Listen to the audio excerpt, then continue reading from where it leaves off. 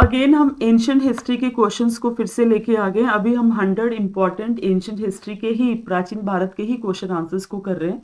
इसके साथ में अभी हम जितना भी फोकस करेंगे वो प्राचीन भारत पे ही रहने वाला है। तो क्वेश्चंस को देखते हैं। क्वेश्चन कैसे है? पहला क्वेश्चन है कि Bhagavatism refers to the worship of, ठीक है, कि भगवतिज्म जो है वो किसकी पूजा में बिलीव करता था? वासुदेव कृष्ण या ब्रह्मा विष्णु शिव या शक्ति के रूप में दुर्गा को, ठीक है, दुर्गा एज अ शक्ति। तो राइट आंसर आपका इसमें क्या है? That is Vasudev Krishna. Option A जो है वो इसका आपका बिल्कुल सही आंसर है। नेक्स्ट क्वेश्चन है हमारा यहाँ पे, दैट इज कि वैष्णविज्म, एक बार इसको जरा कलर ले लेते हैं, ठीक है ना। Vaishnavism a later development of Bhaktism, ठीक है, एडवोकेट्स द वर्शिप ऑफ, किसकी, मतलब जो वैष्णविज्म है वो जो भक्तिवाद आप समझ सकते हो, ठीक है ना, भागवतवाद, सॉरी, ठीक है, के बाद के विकास में किसकी पूजा की वकालत करता है? विष्णु की, रामकृष्ण की, विष्णु के और उनके अवतारों की, या तो विष्णु और लक्ष्मी की। देन राइट आंसर है इसका विष्णु और उनके अवतारों की। वैसे भी अगर आप रिलीजियस मूवमेंट, है ना, हमारे देश में होने वाले मेडिवल टाइम में जितने भी धार्मिक मूवमेंट हुए थे उनमें आप देखेंगे तो विष्णु, उनके अवतार और साथ में लॉर्ड शिवा, इन्हीं की वर्शिप पे ज्यादा फोकस दिया गया है। चाहे मीरा की बात बोलो आप, चाहे आप जो है वो कबीर की, उन्होंने जो जैसे भी मतलब धर्म को प्रिडिक्ट किया है, या बहुत सारे ऐसे जो है आपके शंकराचार्य अनुवाद के बहुत सारे हुए हैं जो रिलीजियस मूवमेंट के थे। तो विष्णु और तो वैष्णविज्म के बाद जो भगवत मतलब वैष्णविज्म जो भागवतिज्म के बाद आया था उसमें विष्णु और उनके अवतारों के बारे में ज्यादा बोला गया है। अगला क्वेश्चन है, Hindu social garments such as a marriage etc are performed on the basis of the ritual described in, मतलब हिंदूज के जो सोशल, आप बोल सकते हो कि रीति रिवाज है, संस्कार, मैरिज है, या जैसे भी अनुष्ठान होते हैं वो किसके ऊपर बेस्ड है? ऋग्वेद के ऊपर, यजुर्वेद के ऊपर, या तो गृहस्थ सूत्र के, या तो उपनिषद के ऊपर बेस्ड है। तो वो किसके ऊपर बेस्ड है? दैट इज गृहस्थ सूत्र के ऊपर, ठीक है। तो आपका ऑप्शन सी जो है that is correct. Next question यहाँ पे है, the founder of Jainism was, Jainism के फाउंडर जो थे वो कौन थे? ऋषभ थे, ठीक है, नेमिनाथ थे, पार्श्वनाथ थे, या तो वर्धमान महावीरा थे। आपका राइट आंसर जो होगा इसमें दैट इज पार्श्वनाथ, ठीक है, he was the founder of Jainism. उसके बाद जो है ये इनके तीर्थांकर्स थे, तीर्थांकर्स इनके टीचर्स को बोलते हैं, ठीक है। तो ये 24 टोटल तीर्थांकर्स जो है वो जैनिज्म में हुए हैं, ठीक है। अगला क्वेश्चन जो है उसको हम देखते हैं बेटा। नेक्स्ट क्वेश्चन है कि वर्धमान महावीरा, ये 24th तीर्थांकर मतलब टीचर थे जैनिज्म के, was born at and died eight, मतलब ये जो 24वें तीर्थांकर थे वर्धमान महावीरा, इनका जन्म और मृत्यु कहाँ हुई थी बेसिकली? तो सही आंसर पे फोकस करते हैं। इनका जन्म जो है वो कुंदाग्राम में हुआ था और पावनगर में इनकी मृत्यु हुई थी, ठीक है। ये क्वेश्चन जो है बहुत ज्यादा सॉरी इंपॉर्टेंट है बेटा, बहुत बार एग्जामिनेशन में आता है। नेक्स्ट क्वेश्चन देखते हैं, that is the three jewels, three ratnas of Jainism are, ये जो थ्री ज्वेल्स है, थ्री रत्ना जैनिज्म का है, वो क्या चीज है? उसमें आपका राइट फेथ और इंटेंशन, राइट नॉलेज और right conduct, right action, right livelihood और right effort, right thought, non violence, non attachment, right speech, right thinking और राइट बिहेवियर, है ना। बस सिंपल है, सही विश्वास या इरादे, सही ज्ञान और सही आचरण, सही कर्म, सही आजीविका, सही प्रयास, सही विचार, अहिंसा और जिसको आप नॉन अटैचमेंट, अनासक्ति, किसी के साथ जो है वो जुड़ाव नहीं फील करना, सही भाषण, सही सोच और सही व्यवहार। तो राइट आंसर आपका इसमें क्या है? ऑप्शन ए, राइट फेथ और intention, right knowledge and right conduct, सही विश्वास, सही ज्ञान और सही, सही बोलने का मतलब है किसी के लिए हमारे अंदर जो विचार है वो इल नहीं होने चाहिए, ठीक है, मतलब बुरे नहीं होने चाहिए। अगला क्वेश्चन जो है बेटा उसको देखते हैं। नेक्स्ट क्वेश्चन है हमारे पास कि जैन धर्म के पंच व्रतों, ठीक है, या अनुव्रतों, 5 वोस, ये शपथ आप जिसको बोल सकते हैं, ठीक है ना, ये अनुव्रत आप बोल सकते हैं, में से 4 महावीर से पहले मौजूद थे। तो आपने बताना है कि वो कौन से वाले थे, ठीक है ना। तो लिखा है कि ऑफ द 5 वोस और anuvratas of Jainism 4 existed before the Mahavira. The one which is added, जो एक ऐड किया वो कौन सा था, ठीक है ना। जैसे आपका किसी को मतलब जो है नॉट टू किल है ना, नॉन इंजरी, गैर चोट का मतलब क्या है, नॉन इंजरी। अब इसकी ट्रांसलेशन बेटा गूगल से थोड़ा सी गड़बड़ जरूर हो जाती है, पर आपने समझ लेना। नॉट टू स्टील, चोरी नहीं करना, संसारिक वस्तुओं से अनासक्ति, मतलब ये जो वर्ल्डली थिंग्स से अटैचमेंट नहीं, और अविवाहित जीवन, सेलिबेसी। तो राइट आंसर इसका क्या है बेटा, सेलिबेसी। ये इससे पहले महावीरा से पहले ही थे, ये महावीरा ने ऐड किया कि आपको अविवाहित जीवन जो है वो जीना चाहिए। उसके बाद अगला क्वेश्चन देखते हैं। In Jainism the aim of life is to attain nirvana और moksha, for which one has to, ठीक है ना। मतलब जैन धर्म के जीवन का उद्देश्य निर्वाण या मोक्ष प्राप्त करना है, जिसके लिए व्यक्ति को क्या करना चाहिए, 3 रत्नों और 5 रत्नों का पालन करना चाहिए, सभी जीवित प्राणियों के लिए अभ्यास, अहिंसा और नॉन इंजरी, ठीक है, मतलब किसी को आपने हर्ट नहीं करना है, संसार को त्याग कर सही ज्ञान प्राप्त करें, और जैन और पूर्ण अहिंसा में विश्वास रखें, बिलीव इन जैनिज्म, जैन्स में, और absolute non violence. Then your right answer is option A. Follow the 3 jewels जो जैनिज्म के, एंड 5 वोज, जो उनकी 5 व्रत है जिनको उनको फॉलो करना है, ठीक है। उसके बाद अगला क्वेश्चन यहाँ पे क्या बनता है, नेक्स्ट क्वेश्चन है, अगर आप नेक्स्ट क्वेश्चन देखें बेटा, कि Jainism was divided into 2 sects, मतलब जो जैनिज्म है वो 2 संप्रदायों में विभाजित था। एक था श्वेतांबर जो सफेद कपड़े पहनते थे, और दिगंबर जो आकाश मतलब बिल्कुल नेकेड रहते थे और कहते थे कि आकाश ही हमारे कपड़े हैं, ठीक है ना। ये जो जैनिज्म है ये 2 हिस्सों में किसके टाइम में बटा था, नंद वंश में, मौर्य वंश में, कुशानास में, या तो शुंगास में, ठीक है, शुंग वंश के टाइम में। तो किसके टाइम में जैनिज्म जो है वो 2 सेक्शंस में डिवाइड हुआ था, ठीक है, उसके 2 सेक्शंस थे। राइट ऑप्शन क्या है बेटा आपका इसका, दैट इज मौर्यास। मौर्यास के टाइम में जैनिज्म जो है वो 2 सेक्शन, श्वेतांबर और दिगंबर में बटा था, ठीक है। अगला क्वेश्चन है बेटा हमारा, that is the name Buddha means, Buddha नाम का क्या अर्थ है, ठीक है ना।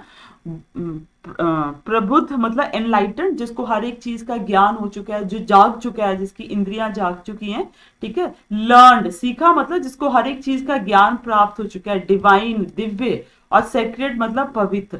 देन राइट आंसर बुद्धा का मतलब क्या होता है, एनलाइटन्ड मैन, ठीक है, प्रबुद्ध, जिसको हर एक चीज का ज्ञान जो है बेटा वो क्या हो चुका है, प्राप्त हो चुका है, जो बिल्कुल एनलाइटन्ड हो चुका है, ठीक है।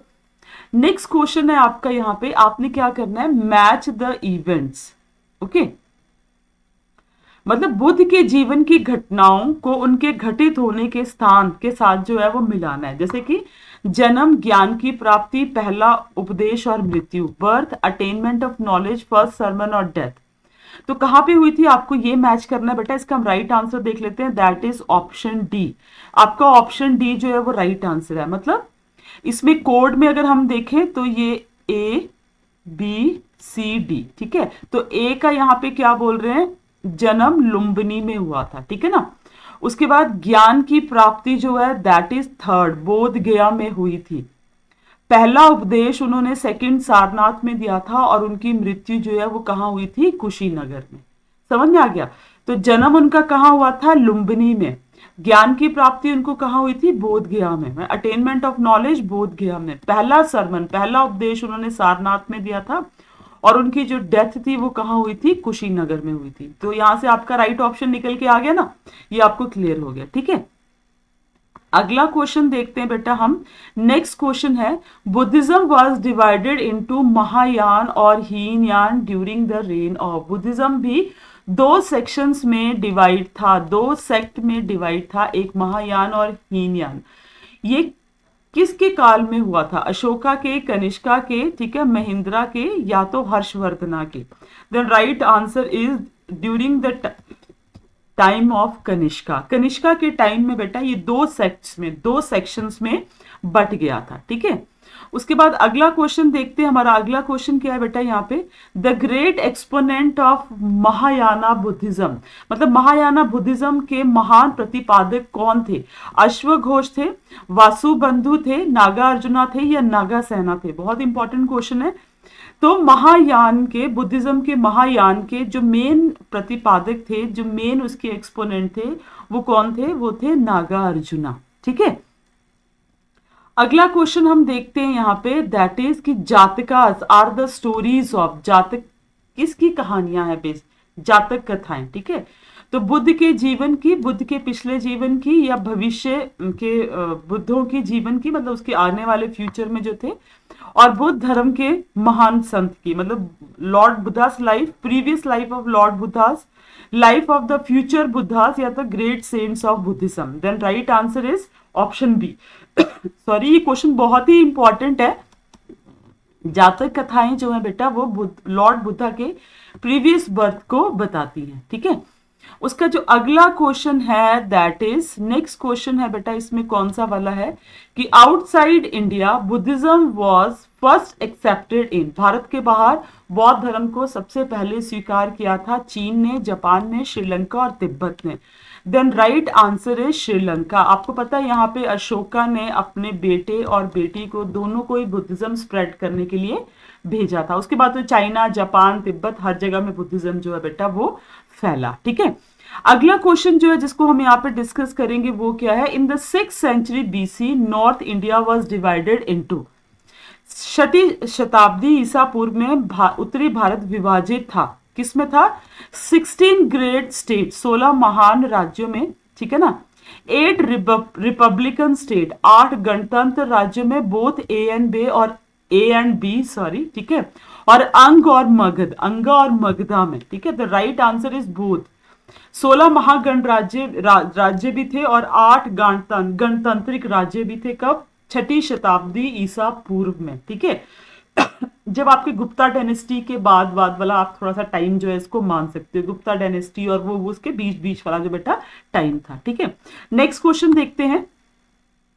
नेक्स्ट क्वेश्चन है हमारा यहाँ पे कि of all the states in north India in 6th century BC which of the following states emerge as most powerful, छठी शताब्दी ईसा पूर्व में उत्तरी भारत के सभी राज्यों में से कौन सा राज्य सबसे शक्तिशाली रूप में उभरा था? ठीक है, दैट इज अंगा, मगधा, काशी और Kosala. Then right answer is Magadha. आपको पता ही है कि मगधा, ठीक है ना, मगधा जो था that was the most powerful, आप बोल सकते हो कि इसमें जो था बेटा वो उभरा था। ठीक है ना, ओके ठीक है, ओके। इस क्वेश्चन में थोड़ा सा चेंज करेंगे बेटा। मैंने आपको यहाँ पे बोला कि 6th सेंचुरी बीसी, ये बीसी था ना, मेरे को यहाँ पे डाउट रह गया आपका एडी का। ठीक है, तो बीसी में हम बात करेंगे तो ये it is not about the Guptas time, but basically ये वो टाइम था बेटा जब आपके मगध के साथ साथ में छोटे छोटे और आपके जो आप बोल सकते हो कि महाजनपदास जो थे वो डेवलप हो रहे थे, महाजनपदास जो थे बेटा वो डेवलप हो रहे थे। ठीक है, तो ये वो टाइम था, एक्चुअली गुप्ता नहीं था, मैंने इसको एडी पढ़ा, आप इसको एक बार थोड़ा करेक्ट कर लेंगे। ठीक है, चलो, ये वाले क्वेश्चन देख के मुझे थोड़ा ध्यान में आया कि मैंने पिछले क्वेश्चन में आपको क्या बता दिया। नेक्स्ट देखते हैं बेटा, यहाँ पे अगला क्वेश्चन है कि when Alexander invaded India Magadha was being ruled by, जब अलेक्जेंडर ने इंडिया में मतलब आक्रमण किया तो मगधा का रूलर कौन था? तो वो मगधा के रूलर में नंद वंश था बेटा, और नंद वंश में धनानंद जो था ही वॉज द रूलर। वो क्या था बेटा? रूलर था आपके किसका? मगधा का। ठीक है, उसके बाद अगला क्वेश्चन देखते हैं, that is Chandragupta Maurya, with the help of Chanakya, decided to overthrow the Nandas because Chandragupta Maurya ने चाणक्य की मदद से नंदा को उखाड़ फेंकने का फैसला किया, क्योंकि Chanakya has been humiliated by the Nandas, Chanakya को जो नंद थे उन्होंने अपमानित किया था। The Nandas were low born, मतलब लो बॉर्न बोलने का मतलब कि वो थोड़ा सा जो थे मतलब कम, उनके जो लेवल था, कास्ट था, थोड़ी सी लो थी। The Nandas has accumulated a great deal of wealth by the exhortations and the operations of the people. मतलब नंद वंश ने लोगों से जबरदस्ती पैसा वसूल करके, उनको एक्सप्लॉइट करके पैसा जमा कर लिया था।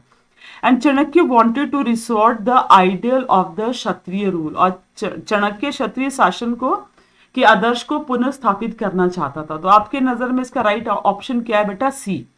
नो डाउट ये तो आंसर है ही है कि चाणक्य को ह्यूमिलेट तो किया था, लेकिन इसमें सी है, जो नंद थे वो बहुत घमंडी हो गए थे और बहुत एक्सप्लॉइटेशन बेटा उन्होंने लोगों का करना जो था वो शुरू कर दिया था। ठीक है, नेक्स्ट क्वेश्चन देखते हैं यहाँ पे क्या है। The decline of the Nandas at the hands of Kautilya and Chandragupta Maurya has been vividly portrayed in the Sanskrit play written by the Kalidasa। मतलब कौटिल्य और चंद्रगुप्ता के हाथ से नंद वंश के पतन को कालिदास द्वारा लिखित कौन सा ऐसा संस्कृत का नाटक था बेटा जिसमें इसको चित्रित किया गया था। ठीक है ना, तो वो आपका मुद्राक्षा, देवी चंद्रगुप्त, ठीक है ना, दैट इज मालविकाग्निमित्रा या तो मृच मृच्छकटिका। तो राइट आंसर क्या है बेटा इसका, मालविकाग्निमित्रा। ठीक है ना, मालविकाग्निमित्रा में कालिदास ने बिल्कुल पूरा बताया है कि कैसे जो था वो नंद वंश को जो था वो कौटिल्य ने और चंद्रगुप्त मौर्य ने, चाणक्य ने कैसे उसको बिल्कुल डिस्ट्रॉय कर दिया। ठीक है, अगला क्वेश्चन देखते हैं हम। अगला क्वेश्चन क्या है, Chanakya who is also known as a Vishnugupta. Chanakya बेटा जिसको विष्णुगुप्त और चाणक्य के कौटिल्य, मतलब जिसको कि हम विष्णुगुप्त और चाणक्य के रूप में भी जानते हैं, उसने अर्थशास्त्र लिखा है, हैज बीन कंपेयर्ड विद। तो मतलब जो चाणक्य है जिसने कि अर्थशास्त्र नाम की बुक लिखी है, उसको हम उसकी तुलना हम किसके साथ करते हैं, प्लेटो के राज्य के साथ, मैकियावेली के राजकुमार के साथ, कार्ल मार्क्स के दास कैपिटल के साथ, या हिटलर के मैनकैफ जो है वो हिटलर की किताब थी, उसका नाम था, मतलब उसका मतलब था माय स्ट्रगल। क्या मतलब था, my struggle. Then right answer इसका क्या है, मैकियावेलीज प्रिंस। ठीक है, तो उसको चाणक्य को इंडिया का मैकियावेली के नाम से भी जाना जाता है। ठीक है, तो ये आज की क्लास का लास्ट क्वेश्चन रहेगा। इसके बाद जो है वो हम फिर अगले क्वेश्चन बाद में डिस्कस करने वाले हैं। ठीक है, अगले वीडियो में डिस्कस करेंगे। Megasthenes the ambassador of Seleucus at the Mauryan court in Pataliputra wrote an account of the period in his book. Megasthenes जो कि सेल्यूकस का एम्बेसडर था, ठीक है ना, पाटलिपुत्र के मुगल दरबार में सेल्यूकस जो मतलब राजदूत था मेगास्थनीज। ठीक है ना, मतलब सेल्यूकस का राजदूत मेगास्थनीज, उसने कौन सी बुक लिखी थी बेटा, जो उसने बुक लिखी थी उसमें किस चीज का विवरण दिया गया था अपनी किताब में। एक्चुअली में ऑब्वियस है कि उसने मौर्यन एम्पायर और उसके अराउंड जितनी भी डायनेस्टी थी उनके बारे में थोड़ा सा बताया था, लेकिन अपनी किताब, उनकी किताब थी इंडिका। ठीक है ना, उसमें मेगास्थनीज की यात्राएं इंडिका, या आप जो राइट बुक क्या है बेटा, वैसे आपको पता ही है, राइट आंसर इज इंडिका। क्या नाम है बेटा बुक का, दैट इज इंडिका। ठीक है ना, क्वेश्चन समझ में आ गया आपको कि Megasthenes the ambassador of the Seleucus at the modern court in the Pataliputra road an account of the period in his book. Hindi translation में थोड़ी सी प्रॉब्लम जरूर है क्योंकि मैंने गूगल से करी है ना बेटा ये ट्रांसलेशन, तो इसलिए थोड़ी सी आपको हो सकता है, लेकिन आपको समझाने के लिए करी है सो दैट आपको हिंदी में भी क्वेश्चन समझ में आ जाए, बिकॉज बहुत सारे एग्जाम्स में हिंदी इंग्लिश दोनों ही मीडियम में क्वेश्चन जो है बेटा वो आते हैं। चलो ये क्वेश्चन मैंने ओपन कर दिया, आज के क्वेश्चन हम यही लास्ट रहेगा, उसके बाद फिर हम खत्म कर देंगे। कल फिर या फिर आज एक और वीडियो डाल देंगे, उसमें और क्वेश्चंस डाल देंगे। ठीक है, विच of the following is the single most important source of the history of Ashoka. मतलब निम्नलिखित में से कौन अशोका के इतिहास का सबसे महत्वपूर्ण स्रोत है, कौन सा है, श्रीलंका क्रॉनिकल्स, ठीक है, दीपा वामसा एंड महावामसा। तो दीप वामसा और मतलब वंशा, ठीक है ना, वंश ने दीप वंशा और महावंशा की जो श्रीलंका इतिहास की क्रॉनिकल्स है उनकी डेट्स हैं। ये बौद्ध कृतियां दिव्य, जो आपके बौद्ध के वर्क हैं जिसमें कौन सा है, दिव्य वदान और अशोका वदाना। ठीक है, या तो इंस्क्रिप्शन ऑफ अशोका या तो archaeological sources and the Puranas. तो राइट ऑप्शन आप सभी को पता है, that is the inscription of Ashoka. Ashoka ने अपने इतने इंस्क्रिप्शंस, रॉक एडिक्ट्स, इतने सारे पिलर्स, इतना कुछ करवा के रखा है कि हमें मैक्सिमम नॉलेज जो है बेटा अशोक के अभिलेख, क्या बोलते हैं इसकी, अशोक के अभिलेख, इंस्क्रिप्शन मतलब अभिलेख, वहीं से सारा नॉलेज जो है मिल जाता है। तो आज के लिए बेटा इतने ही क्वेश्चंस करेंगे, होपफुली आपको ये क्वेश्चंस काम आएंगे किसी भी कॉम्पिटिटिव एग्जाम में। अगले वीडियो में हम फिर मिलते हैं, तब तक जय हिंद।